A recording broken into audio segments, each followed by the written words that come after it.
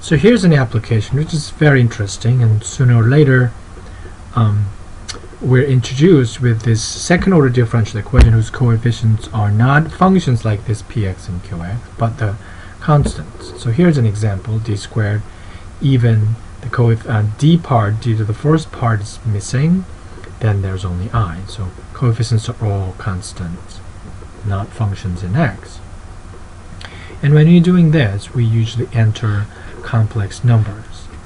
So here's the situation. I said that I didn't use any complex or anything before. I was saying if you're looking at any second order linear differential equation like this, then there will be a factorization.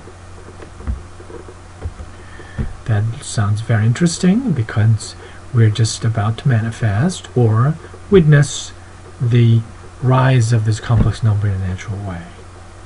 But it is not so. This algebra that we do to factor into d plus ii and d minus ii use a different algebraic structure than operator algebra.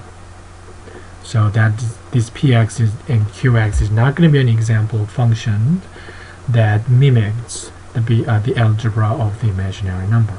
It's going to be totally different algebra, but the result is the same. In the world of operator algebra that we have created here, it has this square, and which is equal to the negative I, and that factors like this. So we're just simply going to go through that theorem and just to prove what this px and qx are. So here's the equation. That was y prime equals b minus a, b minus aq plus y squared. You have to solve this equation, and you can put down any convenient initial condition to pin down this one to something. So there are no unique factorization like this. There are many different factorization, but it is up to that initial condition. So it's still pretty good factorization. So what is this equation, which is y prime equals 1 plus y squared? Although this is not linear, this is called the separable equation. There is no x in it, so you can easily separate y part to one side. So we know how to solve this one exactly. Here it is. If you divide this 1 plus y squared both sides, and that is easily realized as the derivative of tangent inverse. So if you integrate it and you arrive at here, and c is as you integrate, there is this choice you want to make with initial value thing. So why don't we make this c equals 0? And with that choice and operating both sides of the tangent, we arrive at here y equals tangent x. I'm saying that y, the qx being tangent x, this being tangent x, and px is a minus q, so a here is 0, so that will be negative tangent x there. Tangent x in the right factor and negative tangent in left factor here, I'm claiming these two things as an operator algebra works out as a d squared plus I.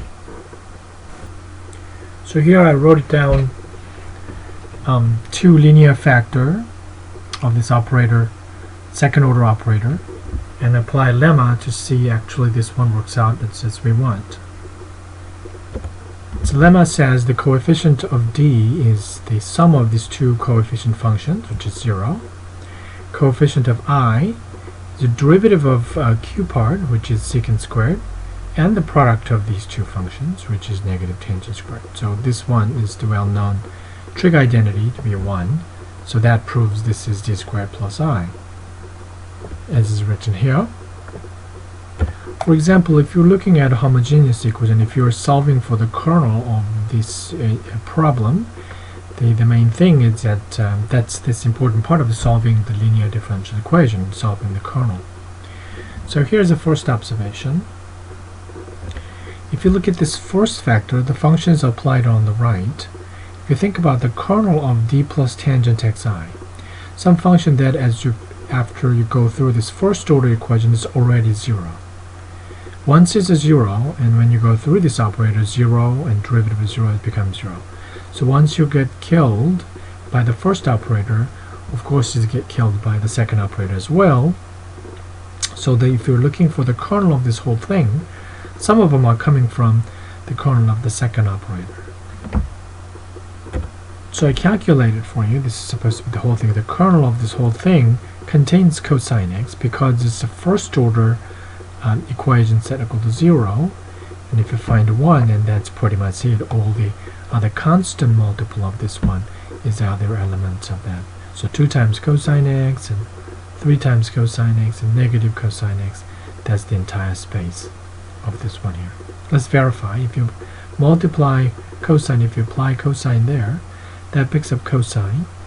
That cancels the cosine in the denominator of the tangent x.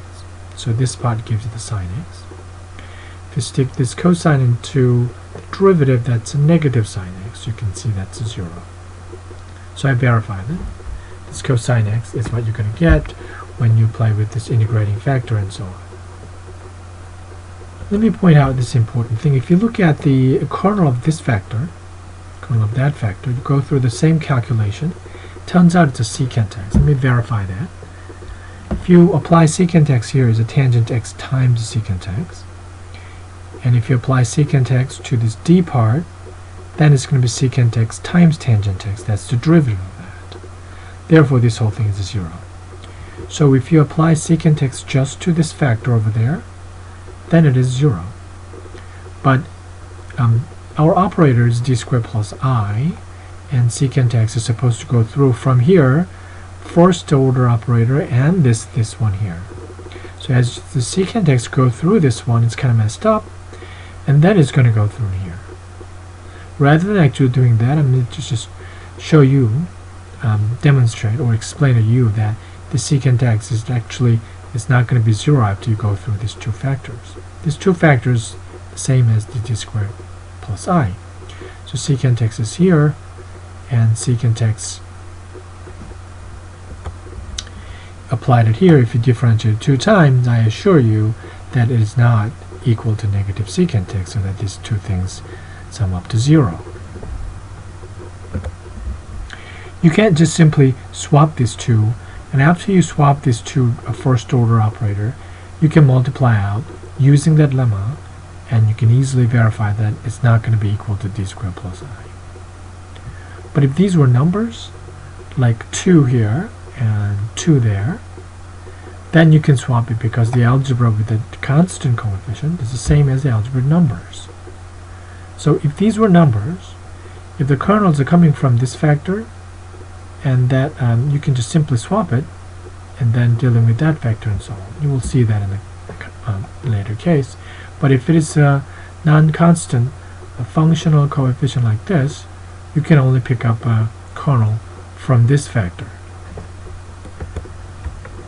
But the general statement of the existence and uniqueness theorem implies that there are more than just cosine x. There must be something else. It's the second order. So how do you see that? Is our choice of qx. When we pick this tangent x, we made a choice that we're going to choose that constant to be 0.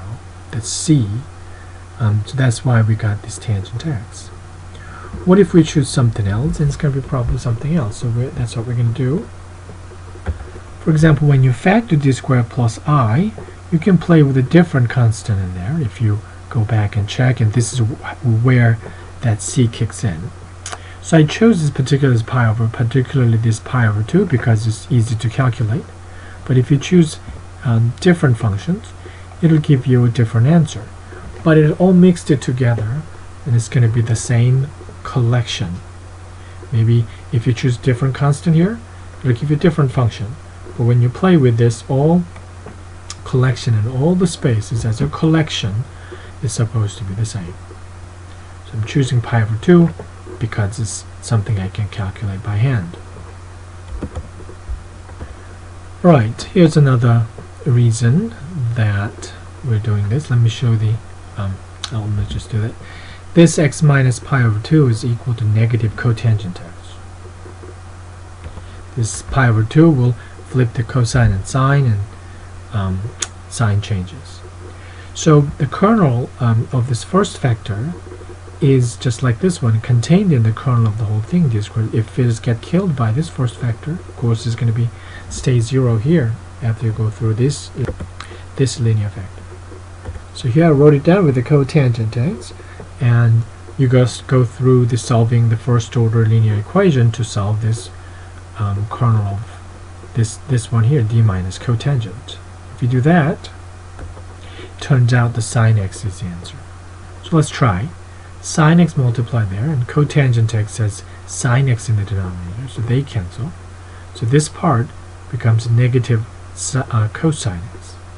If sine x is differentiated, that becomes a cosine x. So cosine x minus cosine x, that becomes 0. So I verify that sine x is contained in this kernel. So this is another expression of the factorization. So sine x becomes 0 in this part, and 0 function go through and remain as 0. So we kind of figure out the different functions.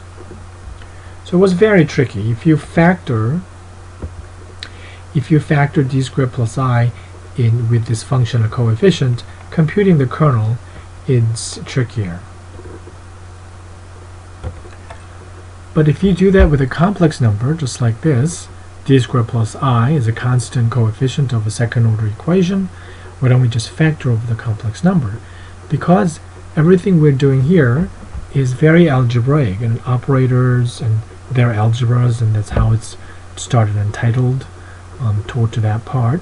It's very algebraic. As long as this algebra works in a bigger or smaller number system, it should be allowed. It's not easy to accept that this is really reality, but if you think about what we're doing is a purely algebraic, maybe we have a, believe more or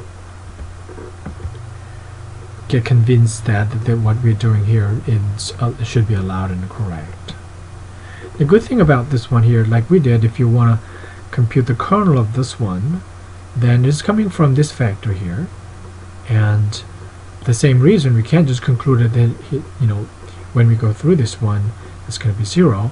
Interesting part is that if you look at the algebra, you can swap this one here. D plus II is here, d minus II is here, and if you expand it, because these are constant, not functional coefficients, these two things are, after you swap it, is equal. Once it's swapped, then you can look at this kernel, and that should be allowed as a kernel.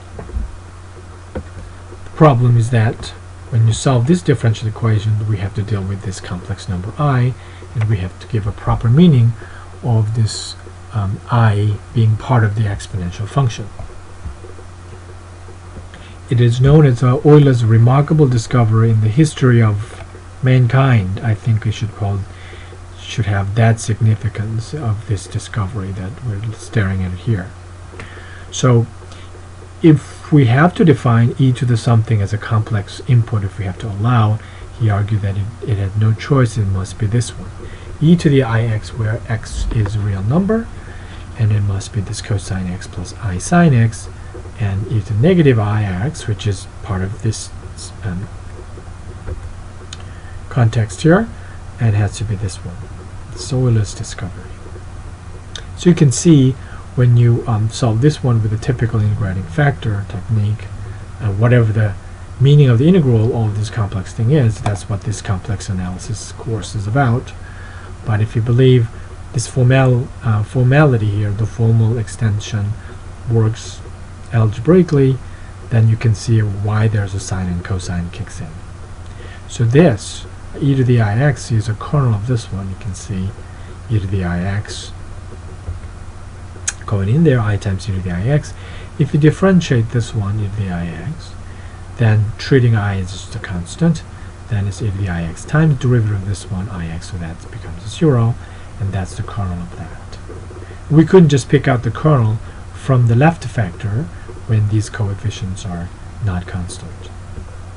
So if you believe complex numbers, or if you believe the mathematicians believing that complex number, therefore it's okay, however you accept this complex numbers, it does this amazingly convenient thing.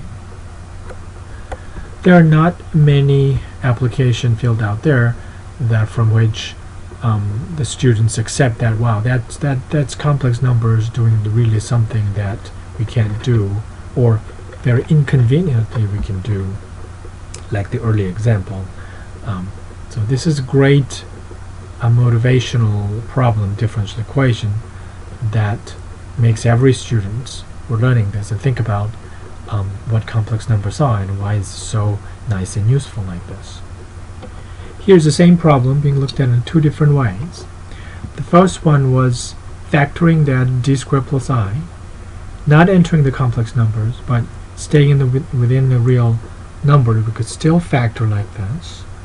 Good thing about this one is we don't have to enter this weird number system, complex number, and we can still solve the problem, although it's a bit tricky to pick out the kernel from here and from something else. But if you believe the complex number, if you accept that, and the factorization is done over constant coefficients, and we can swap this to however we want, that allows us to pick kernel from here. As we swap it, we can pick the kernel from there. That serves as the kernel of this whole thing, which is d squared plus I. I think this is an amazing example that introduced a lot of high thinking. This really high power thinking. Look at this, what just happened with this different operator algebra, and what happened with this extended number system, complex numbers. It's just to solve some second order differential linear equation, which is about acceleration and speed and everything that leads us to, completely different world. Let's come back to this picture here again, the number system, and we're looking at the function, velocity function and position functions and those things. And when we look at how things are changing, we're thinking about differential operator, and reversing the differential operator, we're connected with this integral operators and everything. And so just to solve this second order differential problem, which is acceleration of these quantities, how these quantities are changing with the velocity, all that on top of these behavior of these numbers with respect to time, and we construct this operator algebra, and from there we were able to kind of algebraically a more exact way of looking at the second order differential equation problem. This is very high and fancy way of doing mathematics, but that happened to be the modern way of approaching